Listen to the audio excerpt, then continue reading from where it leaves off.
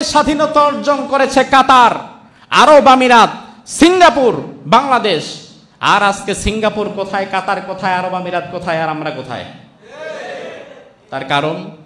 তার কারণ হচ্ছে স্বাধীনতার পর থেকে এই পর্যন্ত যারাই রাষ্ট্র পরিচালনার দায়িত্বে এসেছে তারা পরকালের জবাবদিহিতা মাথায় রেখে কাজ করে নাই, তারা আল্লাহর ভয় নিয়ে কাজ করে নাই, মানব সেবাকে তারা মানব সেবার জায়গায় রাখে নাই, বরং জনগণের সম্পদ তছরূপ করে গোটা দেশ ও জাতির সাথে গাদ্দারি করেছে।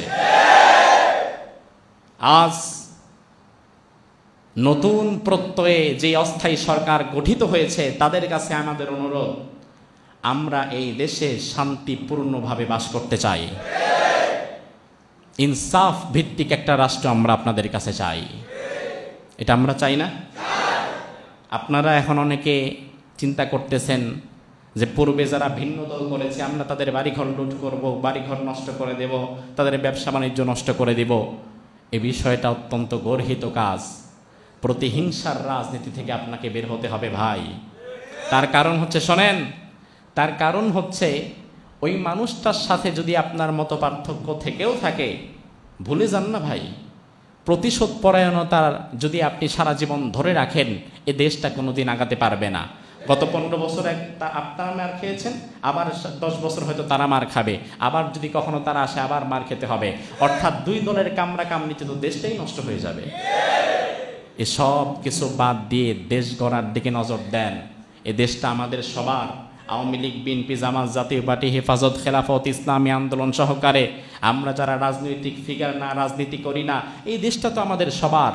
এই দেশে আমরা শান্তিপূর্ণভাবে বাস করতে চাই।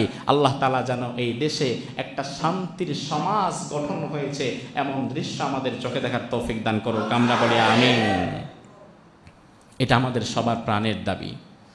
বিশ্বাস করেন, অন্তত পক্ষে আমি কোনোদিন চাই না যে আমার ভিন্ন মতের কাউকে এমন কষ্ট দেওয়া হোক যে এই কষ্টটা আমি দিলে আমি সহ্য করতে পারবো না। এটা আমি চাই না ভাই। আমার ভিন্ন দলের ভিন্ন মতের কাউকে এমন অবস্থায় নিয়ে যাওয়া হোক যে অবস্থায় আমি গেলে আমি সহ্য করতে পারতাম না। আমিও মানুষ, সেও মানুষ। সে একটা মত তার পছন্দ, আমার ওই মতটা পছন্দ না, এটাই তো শুধু পার্থক্য। কিন্তু তাই বলে তো তার বাড়িঘর জ্বালিয়ে দেওয়া, তার ব্যবসা বাণিজ্য জ্বালিয়ে দেওয়া, ধ্বংস করা, কেড়ে নিয়ে যাওয়া, এটা কোনো সুন্দর সমাধান হতে পারে না।